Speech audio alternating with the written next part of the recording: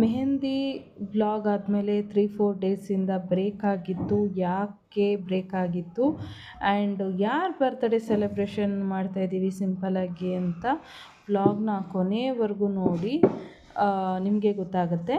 And ಇನ್ನು ನನ್ನ ಚಾನಲ್ನ ಸಬ್ಸ್ಕ್ರೈಬ್ ಮಾಡ್ದಿರ ನೋಡ್ತಾಯಿದ್ರೆ ಪ್ಲೀಸ್ ಸಬ್ಸ್ಕ್ರೈಬ್ ಮಾಡಿ, ಬೆಲ್ಲೈಕನ್ ಮಾಡಿ, ಫಸ್ಟ್ ವಿಡಿಯೋ ನೋಟಿಫಿಕೇಷನ್ ನಿಮಗೆ ಬರುತ್ತೆ.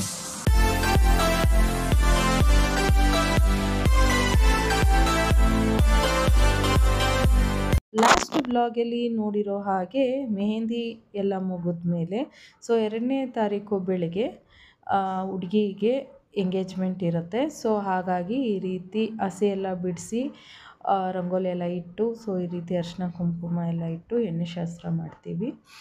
ಸೊ ಎಲ್ಲ ಆದಮೇಲೆ ಫೈನಲಿ ಹುಡುಗಿ ಯಾವ ರೀತಿ ಕಾಣ್ತಾ ಇದ್ದಾಳೆ ಅಂತ ನೋಡಿ. ಬ್ಯುಸಿ ಇದ್ದ ಕಾರಣ ನಾವು ವಿಡಿಯೋ ಮಾಡ್ಕೊಳಕ್ಕಾಗಿಲ್ಲ, ಫೋಟೋನೇ ಅಪ್ಲೋಡ್ ಮಾಡಿದ್ದೀನಿ. ಸೊ ಫೈನಲಿ ಎಂಗೇಜ್ಮೆಂಟ್ ಎಲ್ಲ ಆದಮೇಲೆ ನಾವು ಕೇಕ್ ಎಲ್ಲ ಕಟಿಂಗ್ ಮಾಡಿ ಸೆಲೆಬ್ರೇಷನ್ ಮಾಡಿದ್ವಿ. ವಿಡಿಯೋನ ನಾನು ಮಾಡ್ಕೊಳಕ್ಕಾಗಿಲ್ಲ. ಸೊ ಸ್ವಲ್ಪ ವಿಡಿಯೋ ಇದ್ದಿದ್ದನ್ನ ನಾನು ಎಡಿಟ್ ಮಾಡಿ ಹಾಕ್ತಾಯಿದ್ದೀನಿ. ಸೊ ಫೋಟೋ ಹಾಕೋಕ್ಕೆ ಹೋದರೆ ಬ್ಲರ್ರಾಗಿ ಬರ್ತಿತ್ತು, ಹಾಗಾಗಿ ಸೊ ಸ್ವಲ್ಪ ಕ್ಯಾಪ್ಚರ್ ಮಾಡಿರೋದನ್ನು ಹಾಕಿದ್ದೀನಿ. ಸೊ ಫೈನಲಿ ಹುಡುಗ ಹುಡುಗಿ ಯಾವ ರೀತಿ ಕಾಣ್ತಾ ಇದ್ದಾರೆ ಅಂತ ಕಮೆಂಟ್ ಬಾಕ್ಸಲ್ಲಿ ಕಮೆಂಟ್ ಮಾಡಿ. ಹಾಗೆ ನಾನು ನಮ್ಮ ಮನೆಯವರು ತೇಜು 3 ಜನ ಈ ರೀತಿ ರೆಡಿ ಆಗಿದ್ವಿ. 3ನೇ ತಾರೀಕು ಅಂದರೆ 2ನೇ ತಾರೀಕು ಮಿಡ್ನೈಟಲ್ಲಿ ಕೇಕ್ ಕಟ್ ಮಾಡೋಣ ಅಂತ ಹೇಳಿ ತರಿಸಿದ್ದೆ. ಯಾರ್ದು ಬರ್ತಡೇ ಅಂದರೆ ನಮ್ಮ ಯಜಮಾನ್ರದು. ಸೊ ನನಗೆ ಆ ಎಂಗೇಜ್ಮೆಂಟ್ ಮುಗಿಸ್ಕೊಂಡು ಬಂದಾಗಿಂದ ಫುಲ್ ಹುಷಾರು ತಪ್ಪಿದ್ದೆ.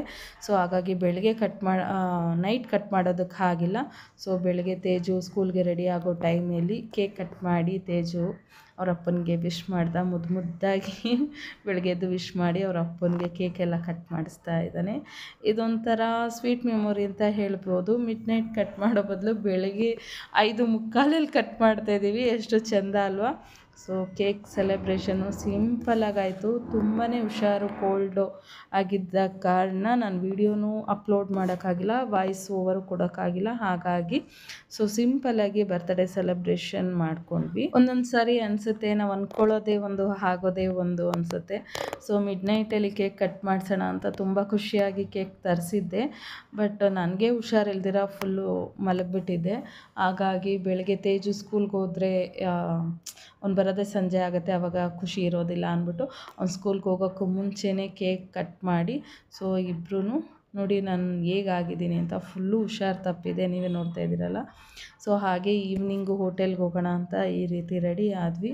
ಹೋಟೆಲ್ಗೆ ಹೋಗಿ ಈ ವೆರೈಟಿ ಫುಡ್ಸ್ ಎಲ್ಲ ತಿಂದು ಸೊ ಸಿಂಪಲ್ಲಾಗಿ ಬರ್ತ್ಡೇ ಸೆಲೆಬ್ರೇಷನ್ನ ಮುಗಿಸಿದ್ವಿ.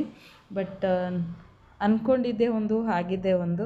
ಬಟ್ ಏನೂ ಮಾಡೋಕ್ಕಾಗಲ್ಲ. ಅಂದ್ಕೊಂಡಿದ್ದೆಲ್ಲ ಆಗುತ್ತೆ ಅಂತ ಯಾವುದೇ ಕಾರಣಕ್ಕೂ ತಿಳ್ಕೊಳಕ್ಕಾಗಲ್ವಲ್ಲ. ನಮ್ಮ ಜೀವನದಲ್ಲಿ ಅನಿರೀಕ್ಷಿತ ತಿರುವುಗಳ ಜೊತೆಗೆ ನಮ್ಮ ಜೀವನವನ್ನು ನಡೆಸ್ಕೊಂಡು ಹೋಗಬೇಕು ಅನ್ನೋದೇ ಪಾಲಿಸಿ ಅಲ್ವಾ.